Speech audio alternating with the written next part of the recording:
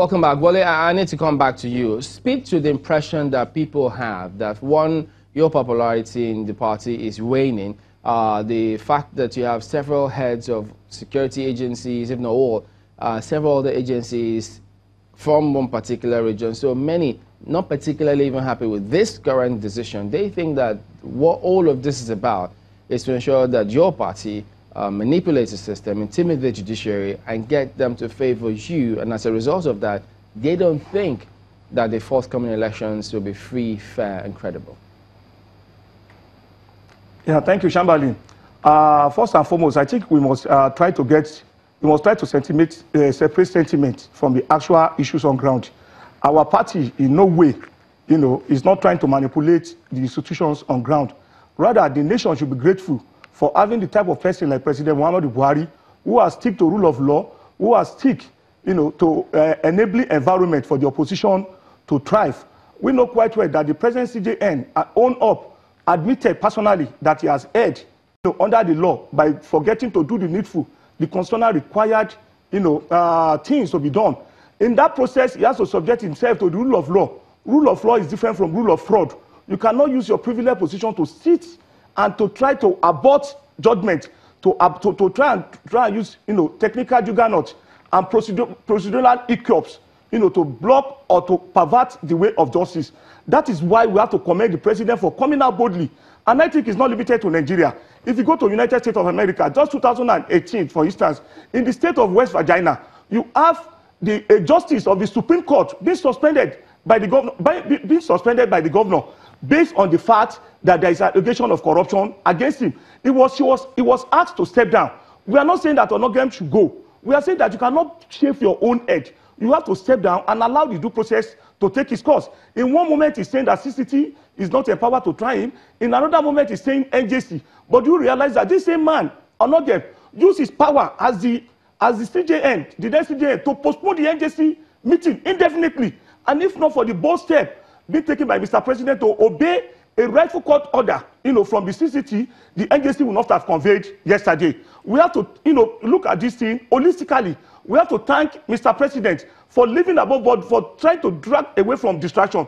The other time, when the issue of the IG came on board, people of our party are saying that the IG have not done anything, and there are, precedents on ground for the IG to continue, in office, has been done by the previous government. We realized that during the time of former President Olusegun Obasanjo, he extended the period of, IG Eidero.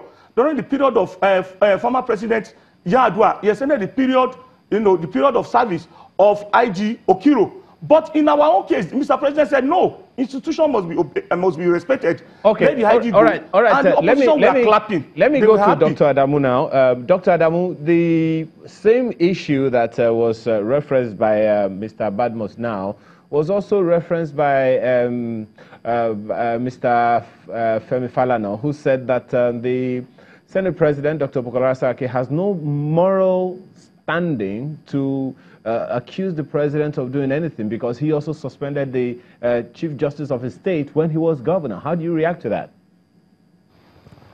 Well, when bad things cannot justify another, and what Bukola Saraki did in the past has no any link to what is happening today. And this is Nigeria at this time when we are about to go into the election. The timing is very, very bad to attack judiciary and rule of law. And once you attack these institutions, you're attacking the entire democracy. That what he did at that time was justifiable? Are you saying it was justifiable at the time? Rule of law. Are you saying that what the Dr. Saraki did at that time was justifiable? Is that what you're saying? Well, I'm not in a position to say what he did was right or wrong. But what I'm saying, let's look at the issues at the stake. What we are looking at is what President Buhari did to overlook the law and what the procedure says on how to remove CJN and how to appoint a new one. And even the appointment, as you read on the news, the current CJN that has been appointed recently has been petitioned. He has to respond to the National Judicial Council to explain why he went ahead to be sworn in without the approval of the NJC, National Judicial Council, and the two-thirds majority of the National Assembly. So you can see in two ways the removal, the appointment is all against the law. And this is President Buhari, who has been overlooking the rulings of many courts in the past, and suddenly he just become a man of rule of law because he has personal interest, and that justifies further that there is a personal or political interest in all this saga. And he has already thrown doubts in the minds of Nigerians, not only Nigerians, but the whole world, looking at what he has done, because judiciary is an independent entity of the democracy, and it has to stand. There should not be manipulations or interruption from the other arm of the democracy.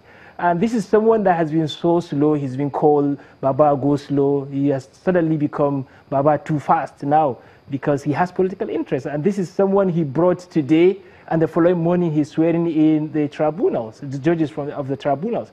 And that's to tell you that this is the target, because the suspended CJN was about to inaugurate the judges. And they don't want that. They are all paranoid because of the election is likely, and from all looks, it's not going to be in their favor. All odds are not in their own support. So it's not, people have to understand that the APC administration has not done anything for them.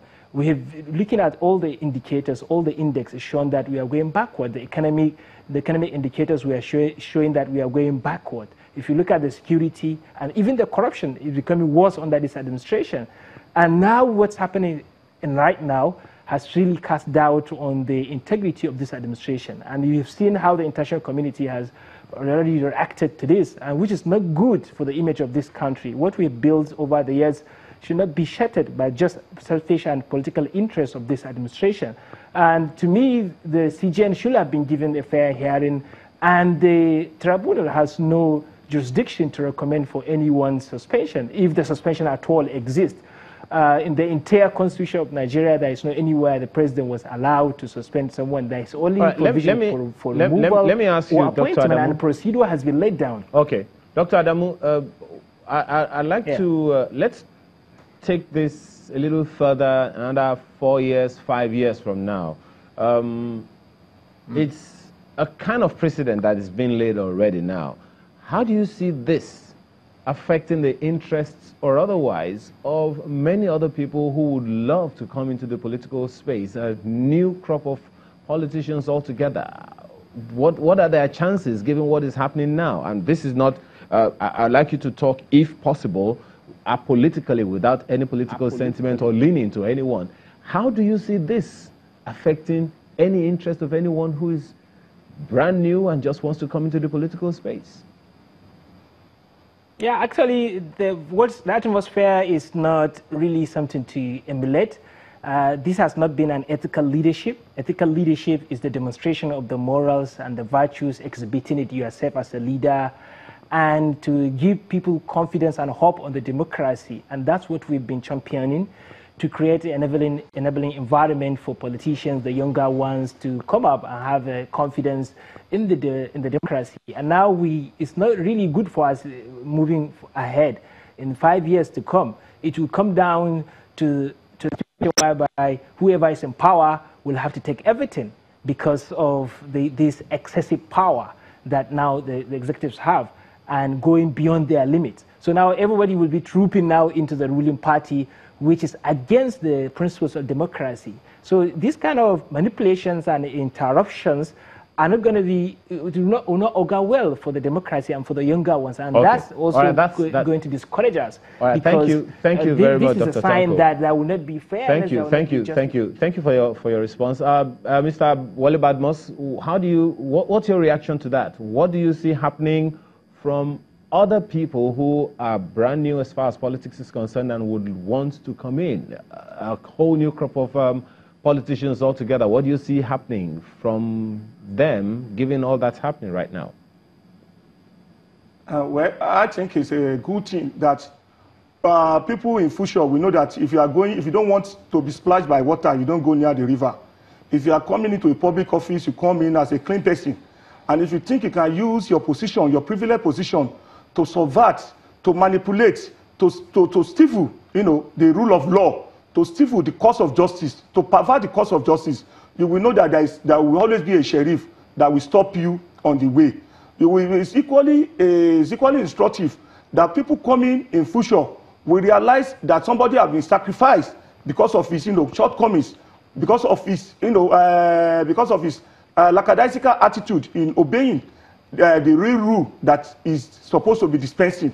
That is the good thing that has been set. That is the good precedent that has been set. It's a precedent for future to, to elogize and to appraise, to applaud, what the president have done. And that is why you see the deluge of support being given to Mr. President action here and there. Then coming to the issue of the other people who are the other party who are trying to say that there are this rule of law, rule of that. I want to say that you don't give what you don't have.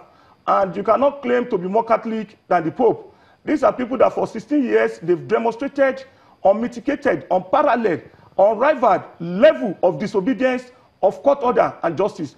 Vice President Atiku Abubakar, who is presently the presidential candidate of PDP, was the vice president when Lagos allocation was denied. 37 billion naira was denied. He never made any single statement during the time. It was the vice president of the country. Mr. Badmus, when state parliamentarians in your state under the leadership Mr. Badmus, just a minute. Let me ask you. All the references you made recently about what happened in the past, are you saying categorically that if they did things wrong then, it justifies someone or your party to do something wrong today?